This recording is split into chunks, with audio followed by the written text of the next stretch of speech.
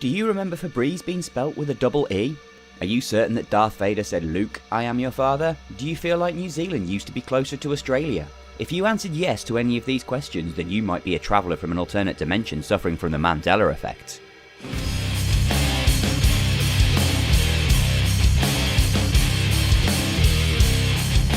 I think I may have found the stupidest claim on the internet, and I've watched Flat Earth videos.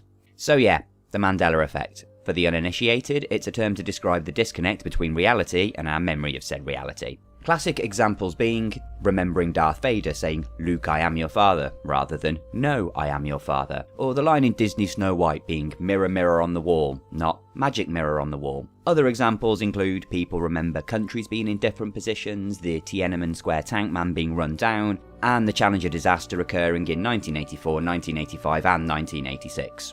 The effect gets its name from people who clearly remember Nelson Mandela dying in prison in the 1980s. But of course this has nothing to do with the fallible nature of human memory. That would just be stupid, especially when the real answer is so obvious. Anyone who remembers these different version events from the past is actually 100% correct, and they're just remembering an alternate timeline that has shifted into this one.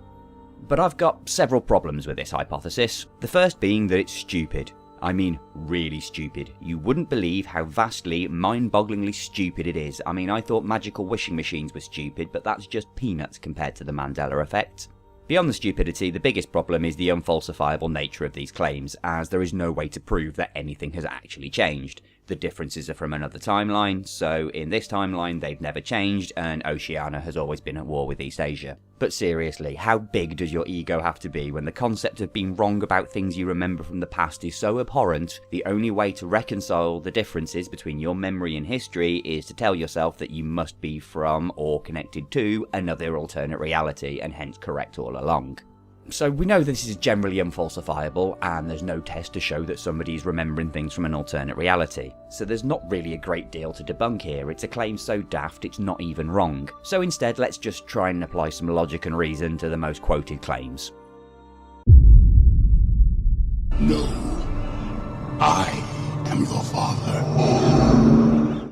Some people are insistent that the infamous line from Star Wars The Empire Strikes Back is, "Luke, I am your father," as opposed to the real version, which is, "No, I am your father." Now I'll admit, most people when they recite this say the former, and in my own head for some reason I always want to recite the line as, "I am your father, Luke," which I know is definitely wrong.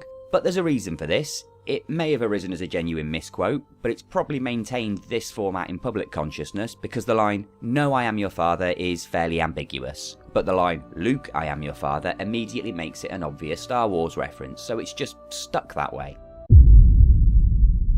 What wouldst thou know, my queen?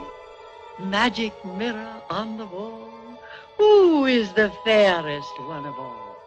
Some people seem to remember the line in Snow White being "Mirror, mirror on the wall," rather than "Magic mirror on the wall." But here's the kicker.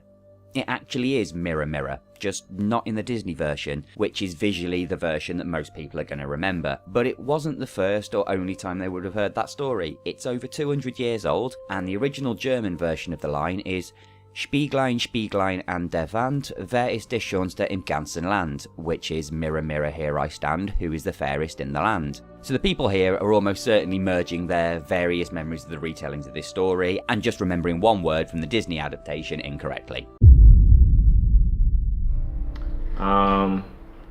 It's spelled right here with the easy E. Okay. Now before, Febreze was just spelled F-E-B-R-E-E-Z-E. Now it's E-Z-E. So I think that's a little weird. Now this one's probably the easiest to explain.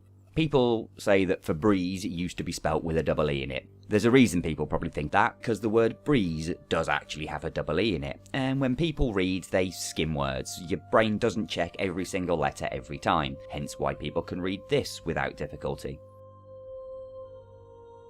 So the Mandela Effect is an egotistical and stupid concept, and the thing that gets me is a lot of the evidence is pretty small fry. It's either a minor spelling change in an uncommon word, or a single word changed in a film with over 1,000 lines of dialogue, or the death of a famous person being a different year, or perhaps never happening at all. It's rarely the big stuff. No one remembers Japan dropping nukes on the USA, or Russia putting the first man on the moon. It's also never the personal stuff. No one ever discovers their Uncle John is still alive but clearly remembers going to his funeral, or realise that it's their name that has changed spelling. It's always things from years ago, or to do with some public figure that they don't personally have any connection to, or even just the sort of thing people don't really pay attention to, or sometimes it's just a mix of all these things. Basically, the things that have changed always appear to be things that would have very little overall impact on the person who remembers it differently. Because if I were a betting man, I'd place money that nobody in South Africa remembers Nelson Mandela dying 30 years ago. Really, we've got to call Occam's razor on this one. Either there are multiple timelines that shift and cause minor changes in history that only some people are aware of, or humans aren't infallible memory machines. But if you're convinced that you've got a perfect memory and don't forget things, do me a favour. Go and read all your old text messages and Facebook conversations from a couple of years ago.